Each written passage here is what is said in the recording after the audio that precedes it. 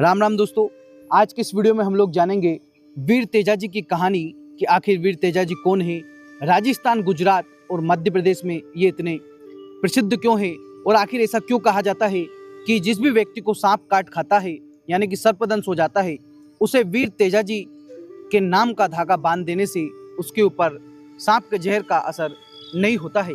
क्या है इन सब कहानियों के पीछे का कारण, आइए हम लोग जानते हैं।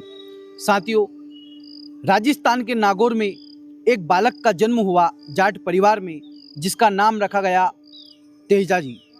तेजाजी की बहन का नाम था पेमल। तेजाजी को राजस्थान के 6 सिद्ध पुरुषों में से एक माना जाता है। साथियों, तेजाजी बड़े हुए। तेजाजी की घोड़ी का नाम था लीलन। एक बार क्या होता है कि तेजाजी की बहन जो पेमल थी, उसकी ससुराल की जो गाय थी वो मेणा नाम का एक डाकू चुरा कर ले जाता है। जब ये खबर तेजाजी तक जाती है तो तेजाजी अपनी बहन की गाय छुड़ाने के लिए उस डाकू से जंगल की ओर निकल पड़ते हैं और जंगल में जाते हुए उनको रास्ते में एक सांप उनके सामने आकर खड़ा हो जाता है और कहता है कि तेजा, मैं तुझे डसूंगा। तेजाजी अपने वचन के बहुत पक्के थे, कभी भी किसी को कुछ देने के लिए मना नहीं करते थे।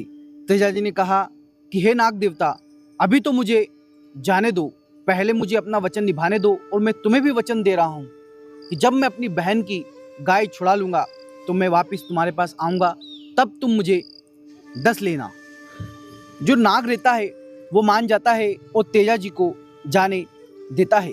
तेजाजी जाते हैं, मेणा नामक डाकू से खूंखार लड़ाई लड़ते हैं, हाथ पैर भी कट जाते हैं, खून शरीर से गिरने लगता है, लेकिन अपनी बहन की जो गाय थी वो छुड़ा लेते हैं और अपने एक साथी के हाथ वो गाय उसके ससुराल तक भेज देते हैं। और तेजाजी अपने वचन को निभाने के लिए वापस उसी जंगल में जहाँ पर वो सांप मिला था वहाँ पर आते हैं और कहते हैं कि अब भाई तू मुझे डस ले। तो सांप कहता कि मैं कहाँ काटूं, तुम्हारा तो शरीर पूरा खून से लथपथ हो रहा है, एक भी कोई ऐसी जगह नहीं है जहाँ पर मैं तुमको डस लूँ। तब वीर तेजाजी भाइयों अपनी जीभ निकालते हैं और कहते हैं कि मेरी जीभ के ऊपर डस ले।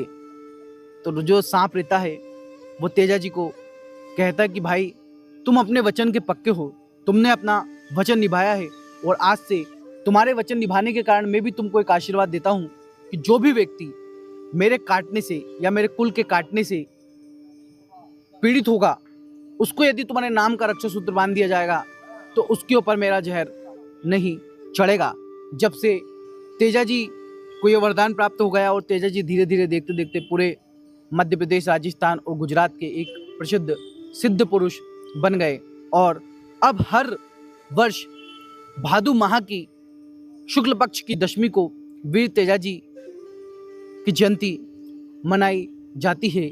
और वीर तेजाजी के कई गाने भी बहुत प्रचलित हुए, जैसे लीलन। लीलन जो थी वो उनकी घोड़ी का नाम था।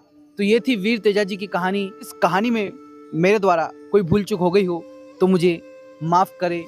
आइए आप सभी को वीर तेजाजी की दशमी की बहुत बहुत शुभकामनाएं। राम राम।